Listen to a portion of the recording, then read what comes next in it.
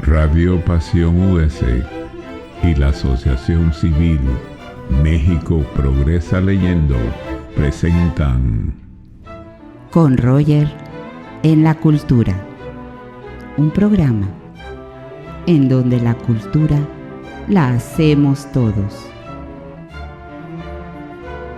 Con Roger Hertzberger y su panel de invitados. Solo aquí, en Radio Pasión US, seduciendo tus sentidos.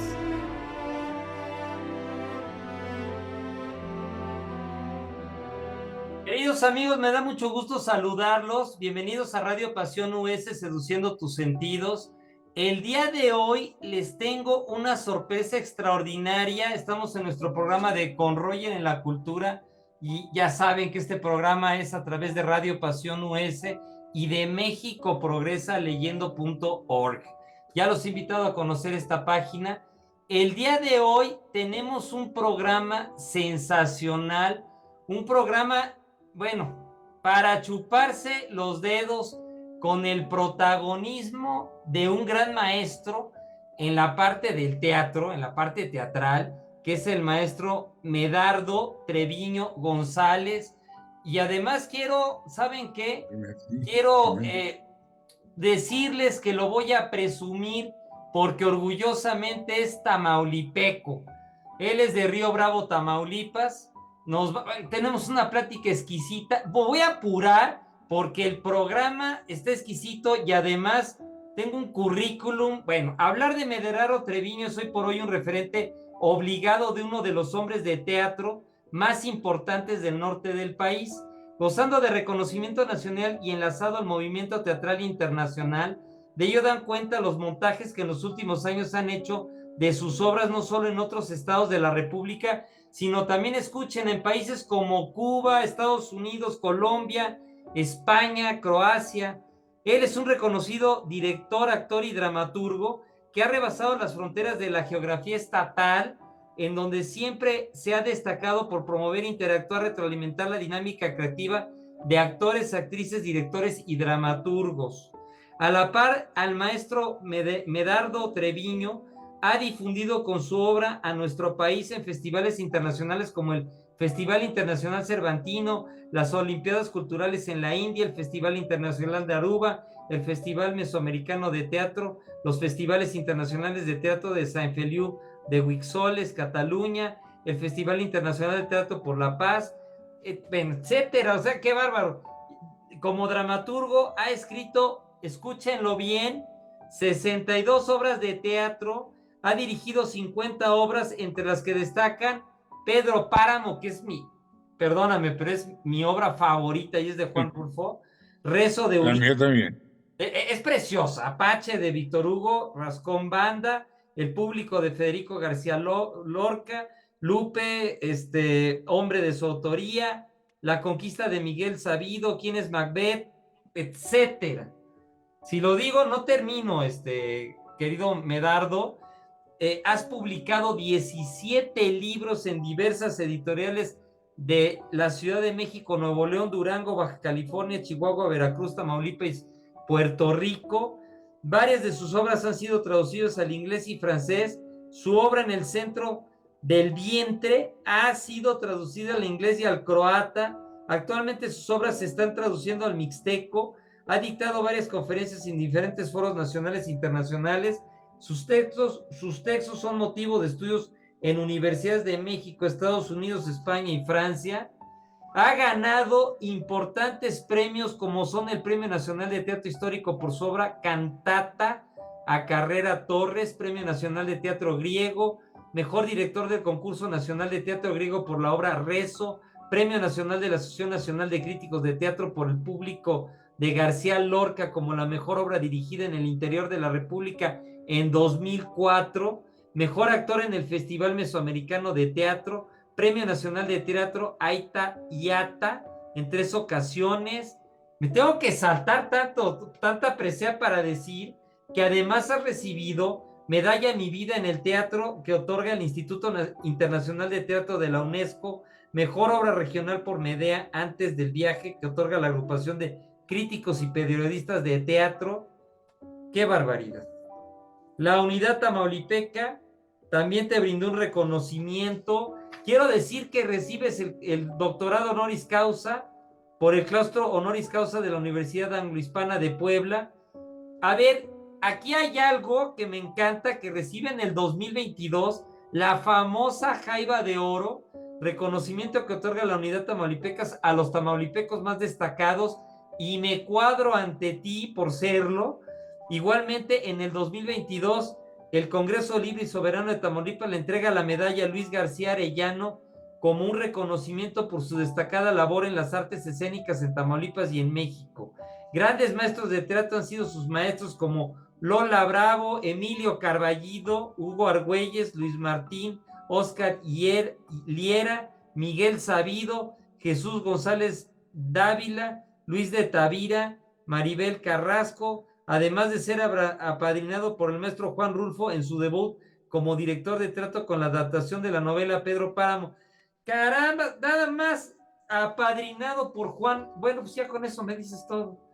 Obras en repertorio. Actualmente adaptó la obra Un tranvía llamado Deseo de Tennessee Williams, siendo interpretada por Rebecca Jones y Alberto Estrella, dirigida por Enrique Singer, director de la Compañía Nacional de Teatro. A ver, aquí voy a hacer un alto.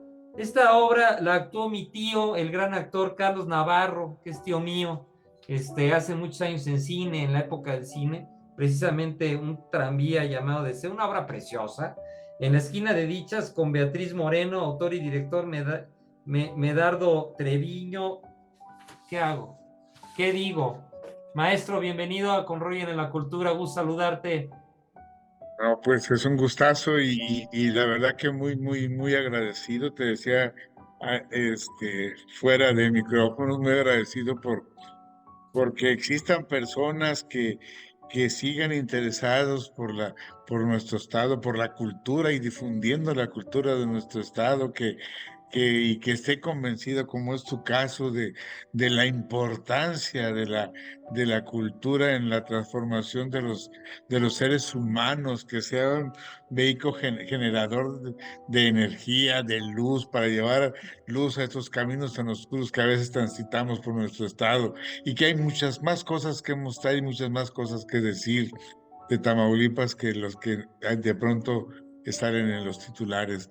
Te agradezco mucho y te agradezco mucho el trabajo que haces por Tamaulipas, por difundir a este estado del norte, a este pequeño, entre comillas, pequeño estado del norte, que se pueden decir tantas cosas de él, pero de lo que se puede, no se puede negar, es que es una tierra de hombres fuertes, de hombres soñadores, de hombres que enaltecen a nuestro país y hombres que miran al futuro y que trabajan en el presente para formarse un futuro halagador a sus descendientes. Muchas Gracias por gracias. todo eso que haces. Gracias a ti, Medardo, muchas gracias. Me siento honrado en tenerte en Con Roger en la Cultura. Oye, Medardo, eres un embajador de México, eres un embajador de Tamaulipas, eres emergido de nuestra hermosa ciudad fronteriza, Río Bravo. Eres un referéndum para las nuevas generaciones, y además te has abocado a través del teatro a que el teatro sea lúdico, a que el teatro sea creativo, además de ser recreativo. Oye, Mederardo, ¿cómo se gesta en ti, para conocerte mejor, cómo se gesta en ti este amor lúdico por el teatro? ¿Cómo se gesta? En qué edad? ¿En qué temprana edad? ¿Qué más debemos, qué sabemos de Mederardo? Yo vengo como lo he dicho ya en varias entrevistas, yo vengo de un rancho del Chapotito, donde nadie sabía leer, y ahora paradójicamente yo me dedico a las letras, pero muy apenas sabían firmar o hacer su nombre para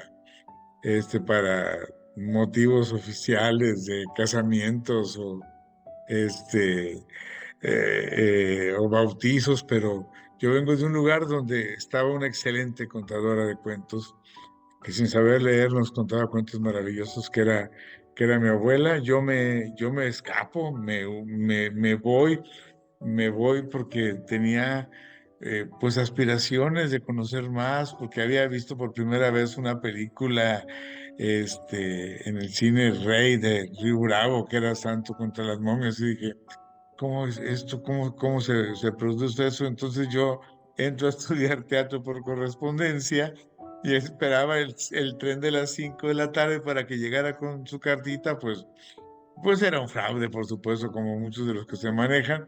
Hasta entonces yo tengo la suerte, me escapo un día en el tren de las 5 de la tarde o en el autobús de las 5 de la tarde, me voy a Monterrey, encuentro una escuela que entro a la Universidad Regiomontana, y de esas casualidades bueno, nada es coincidencia en la vida y de eso estoy seguro.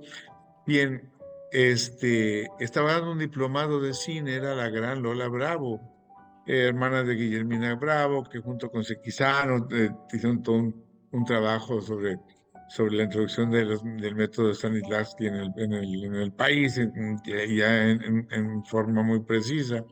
Entonces, pero me daba clase de química porque ella le habían ofrecido dar guión en la Universidad de Regiomontana, que la trajeron para que formara la compañía de teatro, y ella dijo, con una condición, yo doy química, porque ella era ingeniera química, pero era química frustrada, y a raíz de eso, pues yo no sabía que la gente, me protegió porque yo era un muchachito de 13 14 años que llegó a estudiar prepa a Monterrey, y entonces pues todavía llegaba, yo llegué con sombrero y con botas a estudiar prepa, y entonces ella me arropó, me adoptó, pero yo no sabía que la gente con la que ella se reunía, pues era Hugo Argüelles, era Emilio Carballido, era pues Leñero, era toda esa gente que ella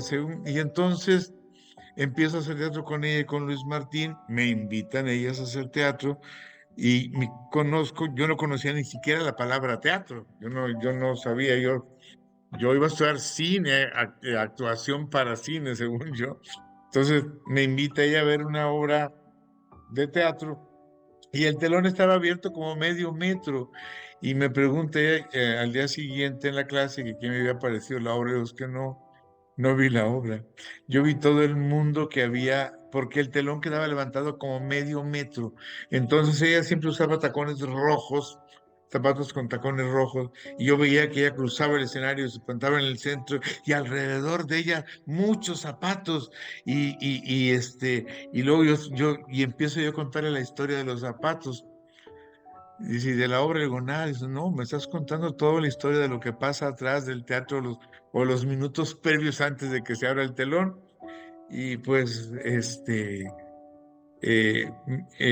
me insistió en que me pusiera a escribir todas esas cosas, y más aparte la contadora esta de cuentos maravillosa que era mi abuela, que adaptaba los cuentos de las mil y una noche a la región. Mi tío Severo era Alí Baba, y enterraba, y decía, ábrete sésamo, y se abría el monte de Tía Locha para enterrar sus...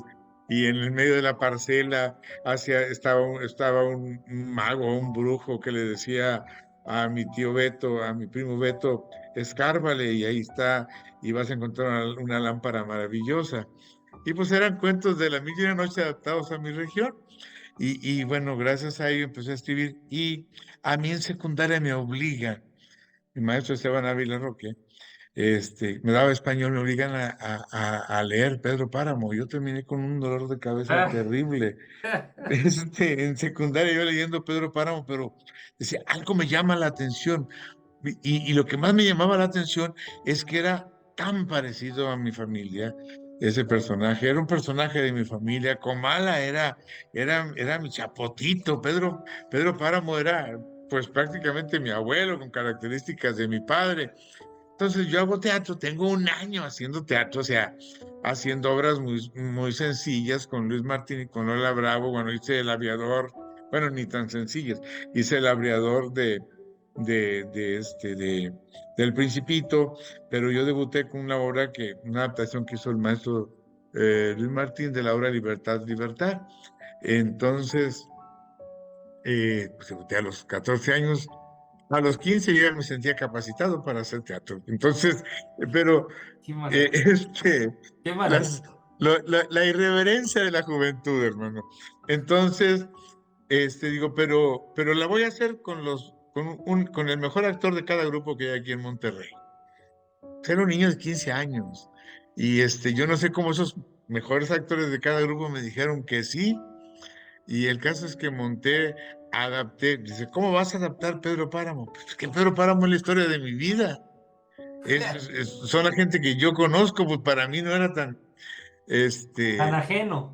tan difícil entender el manejo del tiempo y toda la estructura del tiempo que se maneja en Pedro Páramo y todo ese realismo mágico, porque así lo vivía yo en mi casa.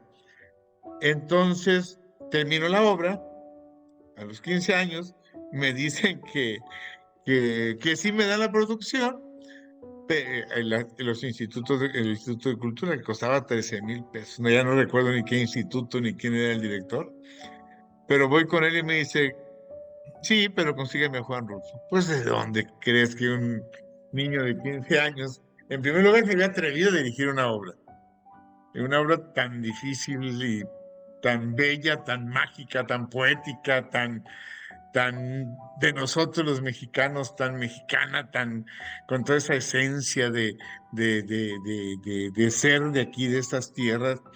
Entonces me dicen, sí, te damos el dinero, pero pues consíguelo.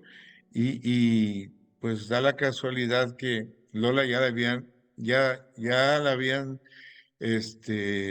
pues prácticamente despedido de la universidad. También yo tuve algo que ver porque uno de mis guiones, se llamaba 2 de octubre, Día de Muertos. Ah, Con el guión que yo terminé cine ahí en la universidad, pues imagínate, en una escuela privada, regia, y yo haciendo 2 de octubre, este, sobre la matanza del 68. sí, Lola claro. ya estaba en México dirigiendo la Universidad del Politécnico y estaba dirigiendo el Cuadrante de las Soledades Revueltas. Y actuaba ahí con ella, actuaba esta Pilar Pellicer, que había protagonizado o que había hecho Susana San Juan en la película con Jean Gabin, en la primera película de Pedro Páramo. Y bueno, pues dio la casualidad que yo estaba en esa reunión, había una fiesta de Lola Bravo y tenía sus actores reunidos y decía, ya sé cómo te la consigo. Y entonces le da el teléfono de Rulfo Pilar Pellicer.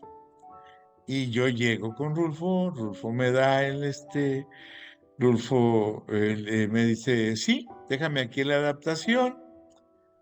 Pues le dejo la adaptación y pues como lo que siempre a veces nos dicen, déjalo y al rato mañana te hablo y te doy la respuesta. Pues yo dije, no, no me va a hablar, me dice Lola Bravo, ya, mi hijo, ya vete a Monterrey, dice, porque pues en ese momento Lola llega con una cara desencajada, te habla Juan Rulfo. Y entonces Qué ya bueno. me habla Rulfo, ya le contesto yo, pues un niño llorando, asustado con Juan Rulfo, y le digo, me dice, me gustó su adaptación, dice, cuente con ella, véngase mañana, trabajaba en el Instituto Indigenista, el maestro Rulfo, dice, venga mañana para cederle los derechos de Pedro Páramo. Y entonces le digo, pero fíjese, maestro, que usted tiene que hablar, es que mire, que me están pidiendo. Toma el teléfono, se comunica con él. Le digo, pero aparte, el Teatro del Seguro no me lo quieren prestar. Si usted no autoriza, porque antes el Teatro del Seguro Social se conseguía, de Monterrey se conseguía en la Ciudad de México. Habla con los encargados. Bueno, el caso es que me consiguió todo Juan Rulfo. Estaba muy fascinado con la adaptación y dice, mira, pues creo que eso se llama padrinazgo, dice. Y batallarías menos, dice, batallarías menos, di que ya, soy tu padrino desde este momento. Y así fue como Juan Rulfo se convirtió en mi padrino, me autorizó la adaptación de Lubina, autorizó la adaptación de Anacleto Morones, de otro cuento más, diles que no me maten. Entonces, así empecé, realmente, empecé con Pedro Páramo, que me fue muy bien, pero realmente fue una dirección por intuición, hermano, y No, no, porque no, yo conocía mi entorno. no, qué exquisito. Oye, a ver, una cosa, Medardo, fíjate que a ti te pasó lo mismo que me pasó a mí. Yo tuve por maestro al maestro Juan José Arreola.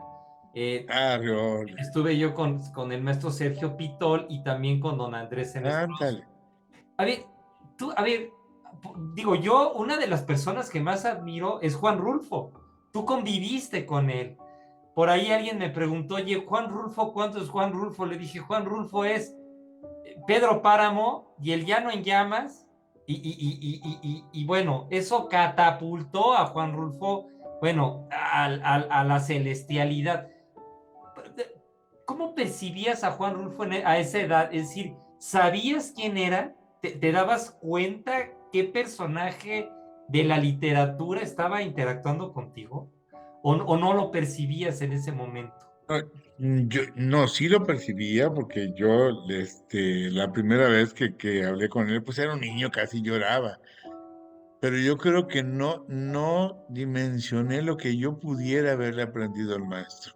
Ajá. Porque nos hablábamos constantemente. Un día coincidí con uno de sus hijos, fuimos jurados de un concurso nacional, el, no recuerdo, sobre el proyecto ahí de Fonca, y entonces yo hablaba sobre mi puesta en escena y dije, bueno, ¿y cómo hablabas con él? Le digo, hablábamos de cosas como cómo es el clima en Tamaulipas, de pronto una llamada y era Juan Rulfo. Ah, Oiga, maestro, fíjese que queremos que venga tal tiempo. Dice así, nunca, no lo concretábamos para darnos una conferencia. Hablaba cómo estaban las mazorcas, que yo le platicaba cuántos muertos había en mi rancho. Entonces, yo desgraciadamente no tenía el conocimiento o lo que te dan los años y no aproveché realmente lo que Rulfo me pudiera haber enseñado, pero aunque ya me había enseñado todo con su Pedro Páramo y con su Llano sí. en Llamas, hermano. Oye, Medardo, ¿qué podría haber sido para el maestro Juan Rulfo? Tú que estuviste cerca de él y yo tanto que admiro las obras de Juan Rulfo. Para mí, bueno, hablas de Juan Rulfo y se me pone la carne así como dicen de gallina. ¿Qué representaba para el maestro Juan Rulfo eh, el teatro? Digo, es decir, para él, ¿qué era el teatro? ¿Cómo piensas tú que lo veía? Yo ya había habido una puesta en escena que creo que no fue muy afortunada. Entonces, por ello iba a ser muy difícil que el maestro aceptara la adaptación, además de un huerco de 15 años. O sea, Claro. eh, este, pero, pues no sé si él me dijo que le había gustado mucho la adaptación, la adaptación a teatro. Decía que cómo se iba a recrear todo ese mundo de, de Comala en el escenario. Y, yo dije, solamente es una rampa, es como si Dante bajara al infierno. Y es con la primera imagen con la que yo empecé a trabajar. Y eso le llamó mucho la atención al maestro. Y dice, es Juan bajando al interior de sí mismo, Juan bajando a recuperar esa memoria de la que hablábamos al principio, que de pronto se pierde. Juan buscando una venganza estéril, pero realmente pues iba al encuentro a encontrarse frente a frente consigo mismo, con sus orígenes.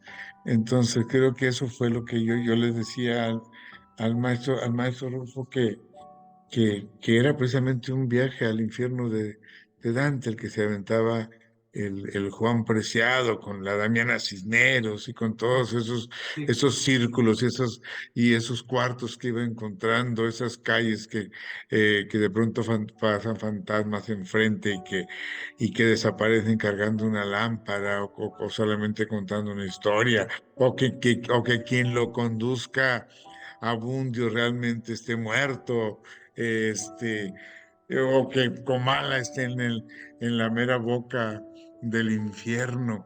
Entonces, creo que le llamaba mucho la atención cómo se iba a llevar a cabo todo ese mundo. Y alguien por ahí puso una cosa que yo no sabía ni quién era, porque fue un éxito la obra. Todavía se recuerda mucho en Monterrey en aquellas generaciones, fue un exitazo, fueron llenos y llenos y llenos y llenos siempre, en las temporadas, pero yo recuerdo mucho una nota que dice, Medardo pone, hace uso del recurso del teatro de la pobreza, hace uso y hace una puesta en escena grotowskiana.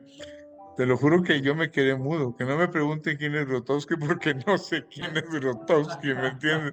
Yo no sé qué es yo no sabía que era una obra de teatro pobre y precisamente era eso, que la puesta en escena estaba basada únicamente en el cuerpo humano, en el actor y eran las principales características. Por eso todo lo que pasaba en el interior de los actores, pues era Comala, era la vida completa. Entonces, afortunadamente tuve una buena iluminación, pero primordialmente tuve unos actores excelentes y muy entregados y muy que me llevaron a mí de la mano a ese viaje por Comala. Oye, querido Medardo, ha habido muchas adaptaciones de muchas obras literarias, de diferentes literatos. ¿Qué tan fácil, qué tan difícil es la adaptación de una obra? Eh, a ver, se me ocurre un nombre de alguno de los libros que he leído. Benito Pérez Galdós, por decir. Sí, La sí, famosa, a ver, Doña Perfecta, ¿no? Es decir, que hubo además que adaptar, aquí en México se hizo una producción hace tiempo, que obviamente esta obra se escribió en una España de principios del siglo XX, en donde había una cierta hegemonía religiosa, católica, y que de repente se traslada la obra al cine mexicano, en donde hay esos aires revolucionarios de la libertad claro. en la época porfiriana. Es decir, ¿cuál es el reto de estas adaptaciones con estas obras y qué tanto disvariamos de los textos originales al crear una obra literaria que se pone en escena, por ejemplo, en teatro? ¿Qué opinas de eso? O sea, ¿qué tanta esencia recobras de estas obras y qué tanto es ficción desapegado a la escritura original? ¿Cómo lo visualizan ustedes? Y bueno, en el caso de Pedro Páramo, pues era mi mundo. Era mi mundo y yo puse a convivir a mi gente y a encontrar la mirada O en sea, la mirada de Comala esos era parte personajes. de ti. Totalmente era parte de mí. O sea, era tu Este, contexto, era tu contexto, Comala. to- Totalmente.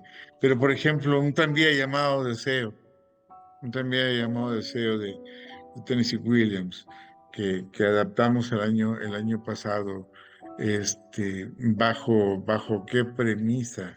Y yo creo que primordialmente debes llegar o intentar llegar a eso que te conmueve de, de esa obra, a eso que en estos momentos, al aquí y a la hora, que te está conmoviendo y que creo que los creadores nunca debemos dejar de conmovernos para poder conmover pues al mundo, ¿verdad? Y es a partir de ese, de esa empatía que tú hiciste con el problema primordial. Entonces, aquí es Blanche escapando de un lugar para buscar el refugio con la hermana, y llega a una ciudad, a un lugar que no le corresponde, a un entorno entonces por eso se viene este conflicto de este personaje acá, que se mexicanizó. este, Él también llamaba Odiseo, y venía Blanche escapando de toda la violencia que existía en el norte del estado, en el norte del país, pero pues, venía hablando de mí, era de mi lugar, de mi entorno, y venía huyendo ella de ese mundo violento, la Blanche Dubois original, como la Blanche Dubois Ah, que yo adapté. yo me acuerdo que Entonces, yo me acuerdo que esa película se llevó al cine, estuvo mi tío Carlos Navarro, estuvo Lilia Prado y Fernando Soto Mantequilla en esa producción. sí, bueno, no la conozco. Ajá, Yo, bueno, y está la de Marlon Brando, ¿verdad? ajá.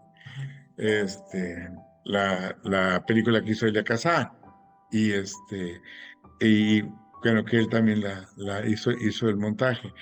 Y acá viene precisamente en esas casas viejas de Santa María la Ribera, que se convirtieron en vecindades, pero que eran casas muy, muy, pues mansiones muy, muy, muy grandes, y Blanche viene a llegar aquí, y viene escapando de ese mundo violento, y se encuentra a un Kowalski,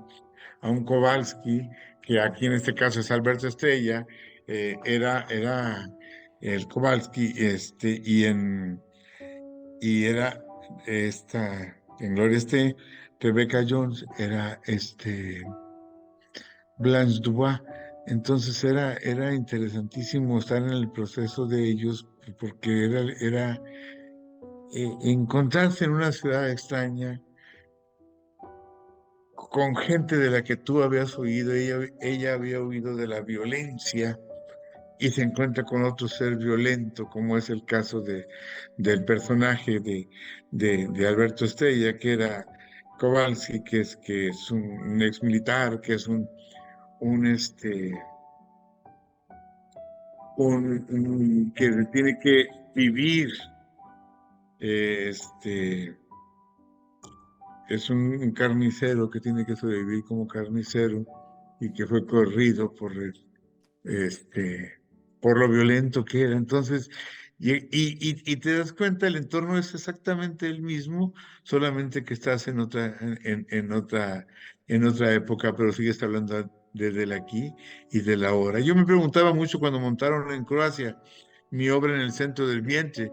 Mi obra en el centro del vientre es una obra que habla sobre la vida de un hombre que está sentado en su equipal. No tiene nada que ver con Pedro Páramo, pero pues sí, este, que está viendo cómo empieza una empresas gringas a invadir su rancho, y cómo ya solamente él queda en ese rancho, ya solamente queda en ese rancho abandonado, ya todo el mundo se ha ido, los jóvenes se han ido, y solamente está poblado por viejos y por ancianos, y con el que hace mi obra en Croacia, hablando de un río Bravo, pero acaba de pasar la guerra.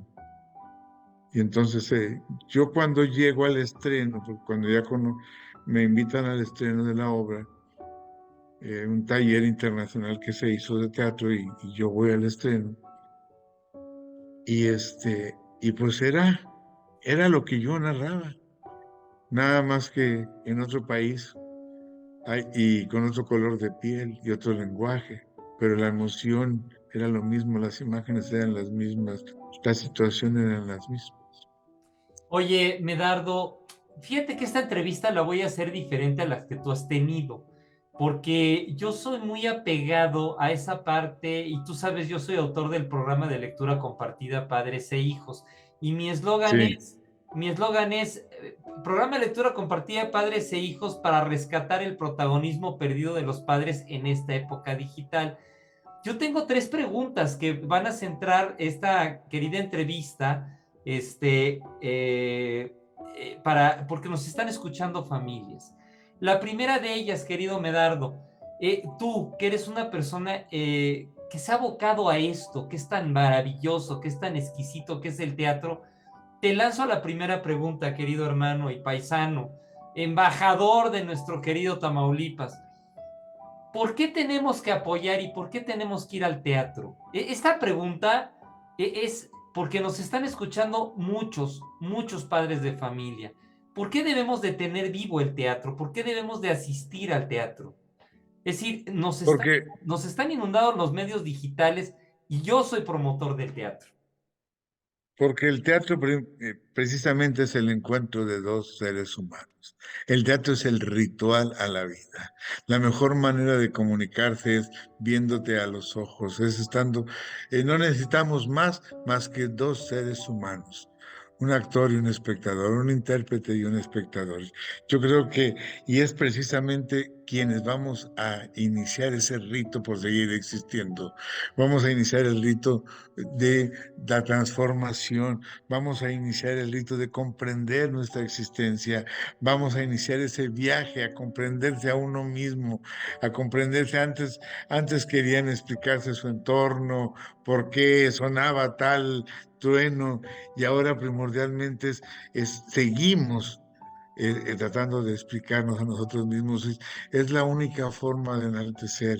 El teatro es maravilloso para crear conciencias. El teatro es maravilloso para sensibilizar a un ser humano. El teatro es maravilloso para sensibilizarte, enaltecerte, vivir este presente para poder ser unos grandes hombres del futuro y poder cambiar esta sociedad y este entorno. El teatro es maravilloso para mantener la armonía entre los seres humanos.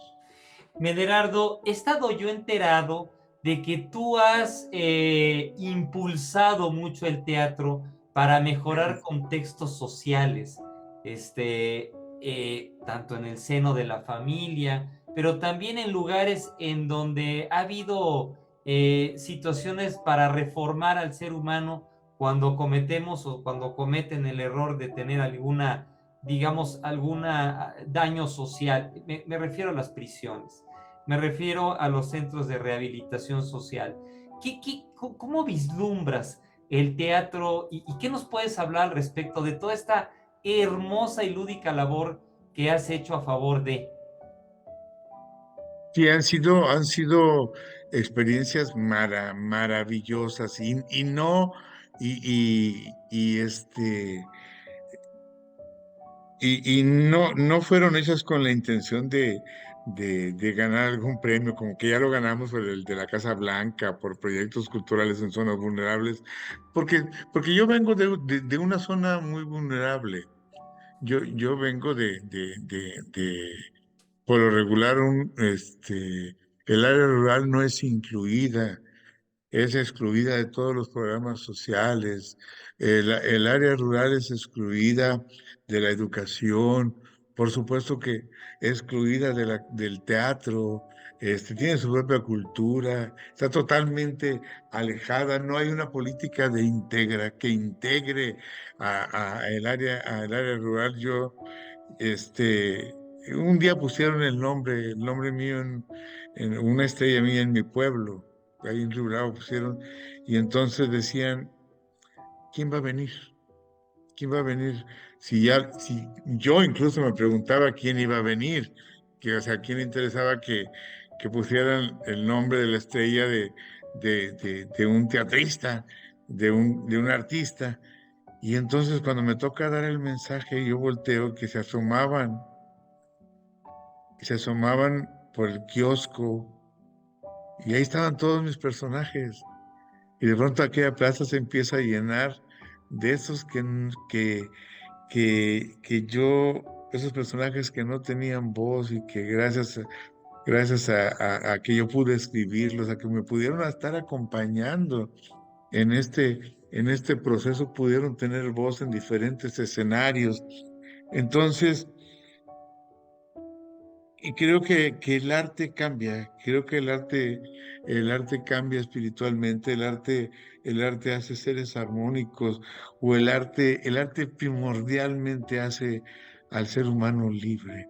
Entonces, hace un acompañamiento que necesitamos los seres humanos, que esté presente, que alguien que diga, oye, aquí estoy, por eso trabajamos en ese gran proyecto que era un coro monumental de 500 niños de la calle, 500 niños en circunstancias especialmente difíciles. El coro me decía Chimal y le pusimos Chimal y le puse Chimal y escogí ese nombre porque bueno, lengua maya, significa coraza. Entonces, este, y había testimonios increíbles. Decía, yo me acerqué porque, porque aquí había un platillo, alguien me daba un platillo. Dice, y bueno, era un plato menos que yo les pedí a mis papás, pero aquí yo aprendí a que el arte me puede, decía un niño, es que yo estoy chiquito y no puedo crecer porque tengo un agujero en el corazón. No. Dice, pero cada que canto yo crezco de aquí hasta las estrellas. Ay, qué bello, qué bello. Y, y, y, y entonces de pronto escuchar esas 500 voces en la Alhóndiga de Granaditas, Wow, abriendo el no, Festival Cervantino, imagínate. no, no, no. No, que es Y, que, y, y era, qué precioso. Era una maravilla estas 500 voces, todos con sus cueras que nos regaló la señora Heberly, que nos, nos apoyó cobrándonos muy, muy barato, creo que la tela nada más, toda la familia Heberly con aquellos trajes maravillosos de los niños.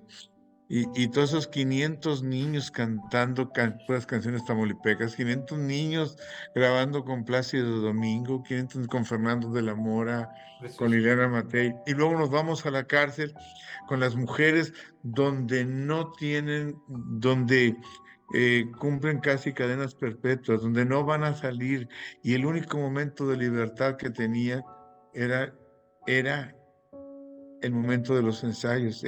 Decía, en la función duraba media hora. Tuvimos que hacer una adaptación de la casa de Bernarda Alba. Ellas escogieron la pieza, ellas escogieron la obra y dijeron la casa de Bernarda Alba, pero no podían memorizar. Entonces tuvimos que hacer una dinámica, cuáles eran lo que más a ellas les preocupaba. Si sabes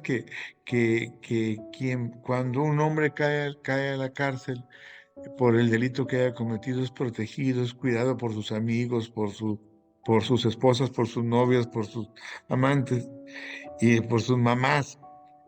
Pero cuando una mujer comete un delito, quien primero se retira es la madre. Y la deja entonces 30 mujeres maravillosas, 34 formaban el elenco, que decían que sus únicos momentos de libertad era media hora de libertad cuando estaba. El, Logramos que se abrieran las puertas de la cárcel para que fueran a verlo los espectadores. Llevamos a una serie de gestores, y que hicimos todo un experimento que los espectadores sintieran lo que ellas sentían desde la primera vez que llegaban a estar en una celda. Entonces, o esto que acabamos de hacer ahorita, son 180 jóvenes adictos, 100 gente en etapa de rehabilitación. Y entonces se hizo todo un proyecto, clases de danza, clases de teatro, y a mí me tocó hacer la dirección general de este proyecto. 180 muchachos que dicen, vamos por una pastorela, vamos en busca del niño Dios. Digo, en esta pastorela van a ir en busca de su propio niño. Y entonces era el viaje. qué hermoso. Ellos iban buscando a ese niño que habían extraviado en el camino. ¿El teatro es libertad? Teatro es libertad. Sí, teatro es libertad. El teatro es, además de ser libertad, el teatro es es rebeldía. Es una rebeldía. mm, ¿Es rebeldía? El teatro primordialmente es testigo de la vida. Nosotros como creadores debemos tener el compromiso de mostrar nuestra realidad, por más cruda o hermosa que sea, creo que debe plasmarse en el escenario.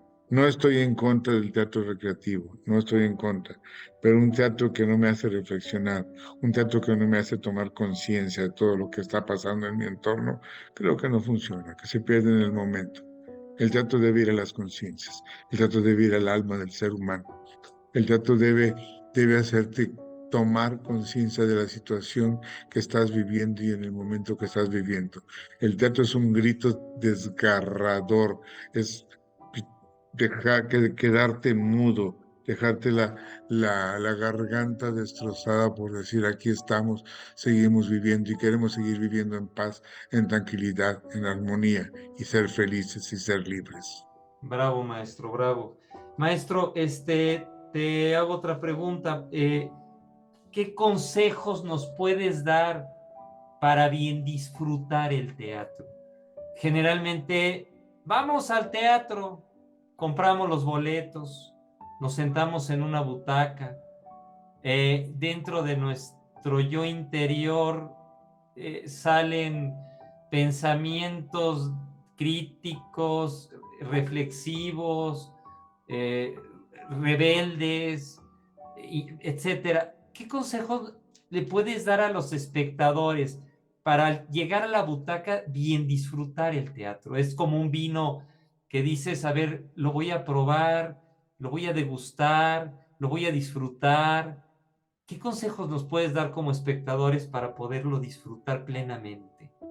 ¿Empieza esto por ir en familia? ¿Empieza esto por ir con una buena actitud? ¿Empezará esto por leer la obra del teatro antes de irla a disfrutar? ¿Qué piensas de esa planeación del espectador antes de ir al teatro? Yo creo que sí falta una en nuestro país, falta una, bueno, en el mundo, sí, una verdadera política de formación de públicos, eso es incuestionable. Pero si ya estás tú en ese rol, si ya entraste en ese rol, es permitirte, permitirte ser y permitirte encontrarte, porque arriba hay seres humanos. Hay seres humanos que tienen un compromiso. Y el compromiso que tienen esos seres humanos es encontrar la mirada tuya. Es poderse comunicar a través de ti. Es ir con esa libertad, con el pecho abierto a escuchar tu verdad, tu propia verdad, y lograr hacer comunicación, y lograr hacer comunión, y lograr que se establezca la famosa catarsis. La sanación, estar libre a través de la risa, estar libre a través del llanto, estar libre a través de la crítica, poder decir lo que tú quieras sentir. No se requiere preparación, se requiere a un ser humano dispuesto a ser libre. Muy bien, mi querido maestro. Aquí hay una situación. Fíjate que yo en el programa de lectura compartida Padres e Hijos he propuesto el teatro desde una óptica pedagógica. Es decir, fíjate que cuando yo lo escribí, mi querido maestro, le sugiero a los padres que realicen teatro en casa como una actividad lúdica, como una actividad recreativa, como una actividad en la que se pueden conocer padres e hijos.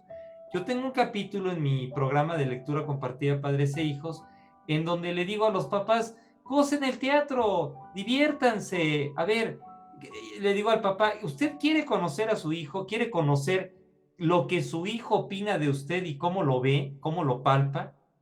A ver, vamos a invertir los papeles. A ver, vamos en un cuarto entre todos a comprar cartulinas o a comprar papel, a dibujar atrás, digamos, el escenario y vamos a darle al hijo el papel del papá y al papá el papel del hijo. Es decir, Y esta actividad lo he hecho yo en diferentes ocasiones. Y los padres acaban conociendo lo que los hijos piensan de ellos. Es un ejercicio divertido. Es duro, hermano. Es duro, ¿eh? Es duro. ¿Qué opinas de este ejercicio? O sea, y tú como experto, es decir, yo siempre le he visto al teatro un sentido pedagógico. En ese sentido, ¿qué opinas? ¿Qué nos puedes hablar respecto de esto?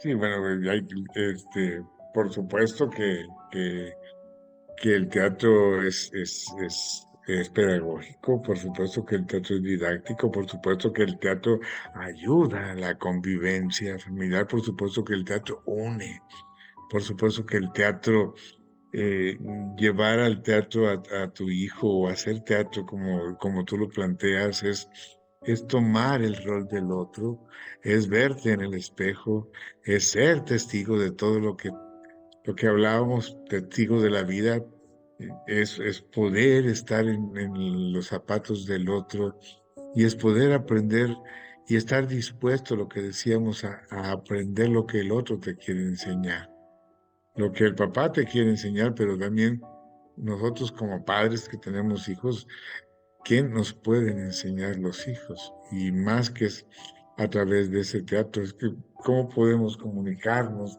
cómo podernos tener empatía, cómo podernos descubrir en la mirada del otro, en la respiración del otro, cómo podemos sentir. Y pues bueno, no, esto no es nuevo, ya lo dijo Aristóteles, el teatro es el espejo de la vida y, y descubrir descubrirte a ti ante el espejo de tu hijo, bravo, felicidades, viéndote en los ojos, felicidades por eso, sí. Oye, querido maestro Medardo, eh, yo siempre he tenido una duda, quisiera entrar a veces a la mente, a los sentimientos, al interior de ese personaje recreado por un actor, por una actriz. Por ahí hay personas que me dicen, oye, qué aburrido es el teatro, siempre hay que decir los mismos textos, los mismos diálogos, pararte en el mismo lugar. Es decir, y sin embargo he conocido algunos actores que me han dicho, no, Roger, todas las funciones son diferentes, porque cuando me paro a hacer ese personaje, mi estatus en cada momento es diferente, hay una lucha interior, es una mejora en mis emociones, una mejora en mi forma de ser. ¿Qué opinas de esto? ¿Cómo es ese interior del actor, del verdadero actor, no del actor comercial, del verdadero Como actor? seres creativos, como dramaturgos, como escritores, como actores, yo creo que como seres humanos que nos dedicamos a esto, nuestros sentidos deben estar abiertos a su máxima potencia. Todos nuestros sentidos deben ser capaz de estar abiertos a cualquier estímulo interno y externo. Nosotros, bueno, está el método de las acciones múltiples, etcétera, pero primordialmente es el manejo de tu propia imagen, que esa imagen te va creando una acción y que esa acción te va conectando con otra imagen y esa imagen te va dando más imágenes. Entonces, es estar totalmente abierto a tus emociones, totalmente abierto a lo que pase en ese momento. Por eso nunca es una función igual a la otra. Energéticamente, alguien decía, yo platicando un día con Nacha Guevara, me decía Nacha Guevara, lo que pasa es que si al público tú lo sientas, el mismo público, dice, si tú lo sientas en posición diferente, ya energéticamente se provoca otra situación, emana la energía de diferente manera. Entonces, todo eso influye en él. Somos seres de luz, los creadores. Somos seres que al momento en que se unen todos los sentidos, que se abren todos los sentidos, estamos vulnerables a la emoción que llega directa y verdadera a tu ser humano para poderte. Y entonces, por eso no creo que este teatro sea aburrido. Por eso debemos tener mucho cuidado con lo que montamos. Por eso el teatro debe ser verdadero, debe manejarse precisamente sus orígenes, lo que tú quieras decir, lo que tú sientes, que tú te enfrentes con tu propia verdad y que uses el género que tú quieras, pero que seas honesto con tu trabajo.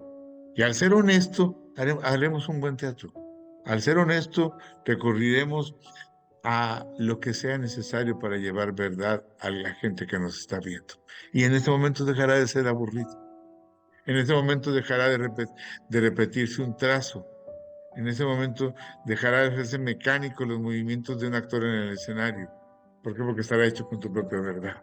Claro, cada momento es diferente, aunque tengas las mismas palabras, pero estás El teatro condicionado. es el aquí y el ahora. Pero el aquí y el ahora de mañana y de pasado y del día siguiente, el día siguiente, el día que venga, o de hace días, será tu aquí y el ahora.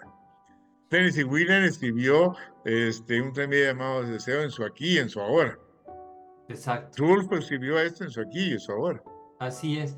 Oye, querido maestro, fíjate que el tiempo se nos está cortando. Sí. Tú tienes, de todos estos proyectos que tú realizas, ¿hay alguna manera de poderte seguir, de saber en dónde te presentas? ¿Tienes redes sociales? ¿Hay algún punto de contacto?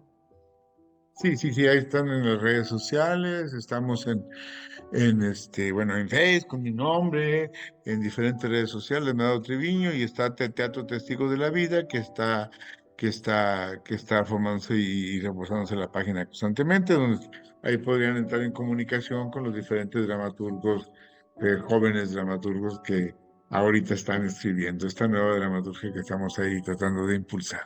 A ver, queridos amigos, esto es algo muy importante. El maestro Medardo Treviño, que además hace una gran acción social en el estado de Tamaulipas y en todo México y en todo el mundo, tiene ahí su red social en Facebook, que es Medardo Treviño, para que lo sepan.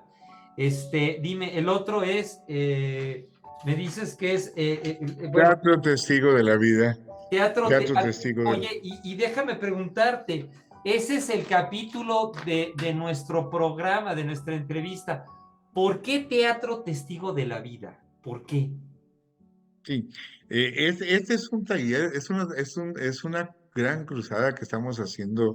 Hace 30 y tantos años se inició un movimiento muy importante en México, que es el Teatro del Norte, el Teatro de Frontera, donde, bueno, Hugo Salcedo, Enrique Mijares, Daniel Serrano, Pilo Galindo, Toño Zúñiga, Hernán Galindo, diferentes dramaturgos, Víctor Hugo con banda. Entonces, de pronto y se hace, nadie montaba nuestras obras, nadie montaba nuestros teatros, éramos cuatro que un día estábamos ahí sentados que no montan nuestros teatros, estamos montando cosas solamente de la realidad, de cosas que suceden en la gran ciudad. No que no nos doliera, no que nos sintiéramos alejados de la ciudad, pero no estábamos hablando de lo que pasaba en nuestro entorno, de lo que éramos testigos, de lo que conocíamos. Sabíamos de la vida del vecino, sabíamos de la vida sabíamos de la vida del esposo, de los hijos, pero de eso no hablábamos. De eso entonces, decidimos voltear a ver qué estaba haciendo el vecino, decidimos voltear a ver a nuestro interior y hablar sobre nuestro entorno, sobre nuestra región específica. Y tú sabes que nuestro estado, como está situado geográficamente, pues es un lugar donde confluyen diferentes culturas. Somos un estado de constante migración. Yo digo que somos migrantes de sueños, migrantes de oportunidades, de busca de oportunidades, migrantes de encontrar la vida. Y entonces,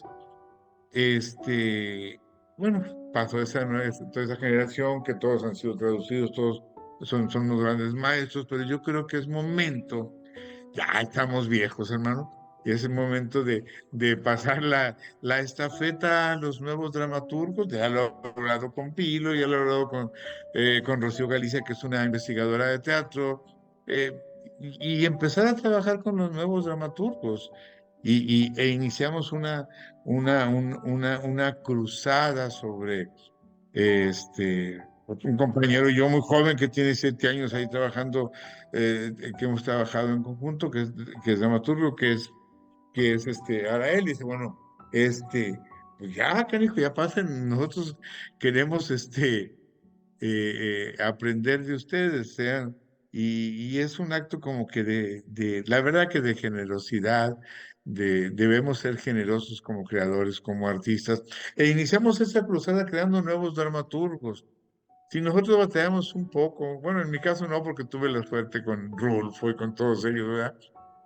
Pero si hemos batallado para que nos abran las puertas, ¿por qué nosotros no facilitárselas a ellos? Y entonces iniciamos un taller de dramaturgia que hace 6, 7 años, que se llama, no, 12 años, empezamos con los campesinos, que se llama Teatro Testigo de la Vida. Qué maravilla. Entonces y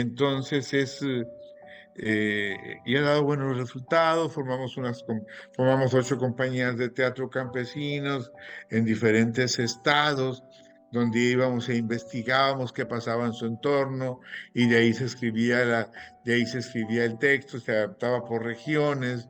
Estuvimos con los tarahumaras, con los menonitas, estuvimos con los purépechas, estuvimos en Oaxaca, estuvimos en Comala precisamente, estuvimos en Periquitos, una de las zonas que era de las zonas más violentas de aquí en una de las zonas más violentas de aquí de Tamaulipas, y hemos estado así siguiendo todo este proceso, y ahora esta gran cruzada de la dramaturgia, ya estuvimos trabajando este mismo taller Teatro Testigo de la Vida con trabajadoras sociales en zonas de tolerancia, con trabajadoras sociales, estuvimos con los jóvenes, y estamos haciendo esa cruzada. Empezamos por Matamoros, con jóvenes escritores, con directores que les interesa el teatro, es para multiplicar, con la intención de multiplicar el movimiento del teatro. Llegan, no sé, 30 dramaturgos, y yo lo único que les pedimos es precisamente que hablen sobre su entorno, que hablen sobre su realidad, que sean testigos de lo que está pasando en el mundo y lo que está pasando en su momento. Por eso teatro, testigos de la vida. No se trata de escribir su biografía. Se Ah, trata de escribir, claro, si tú la quieres escribir, ya es bajo tu riesgo, es ¿verdad? bajo. Si no, es escribir todo aquello que te afecte como ser humano, todo esto que ves, todo esto que tú crees que deba decirse, o que quieres que se diga o escuchar en un escenario. Entonces llegan estos dramaturgos, y entonces montan sus obras y jalan sus grupos, por lógica se va multiplicando este movimiento de teatro testigo de la vida. Y estamos en esa gran cruzada que iniciamos y que estamos muy contentos. Acaba de terminar en Saltillo. Pues ya no nos alcanzó más el tiempo, porque ¿No? empezamos en enero, y ya es diciembre, y apenas pasamos por Matamoros, pasamos por Reynosa, pasamos por Monterrey, pasamos por Saltillo, y hasta ahí llegamos. Entonces, pero te he de decir que se han publicado 9 libros, te he de decir que hasta ahora 6, no más, 5 en Saltillo, 2 en Matamoros, son 7 y uno en Reynosa, 8 libros, Bueno, 9 libros. mi querido Medardo, ya se acabó el tiempo. Ya, hombre, tan Oye, rápido, hombre. vamos a hacer una segunda parte, está obligada. Oye, te agradezco mucho tu presencia, Medardo. Te mando un abrazote. Un abrazo, hermano, y de verdad que te agradezco mucho todo este trabajo que haces, por nuestro estado, pero por nosotros también, por los creadores, por la gente que nos dedicamos a esto, y que pues, requerimos de espacios como el tuyo, requerimos de voz como el tuyo, y no me gustaría verme actuando una obra, viendo a mi hijo actuando como yo, hermano. Y Bueno, eso es bueno, testigo de la vida, hermano. pues muchas gracias, queridos amigos. nos despedimos con el microrrelato de todos los programas. Un lector es un pastor de la verdad en la sociedad y un faro de luz en la neblina de la ignorancia. Gracias, Mederardo. Nos vemos en la siguiente entrevista donde lo vamos a tener nuevamente. Gracias. Te agradezco, hermano. Gracias por todo.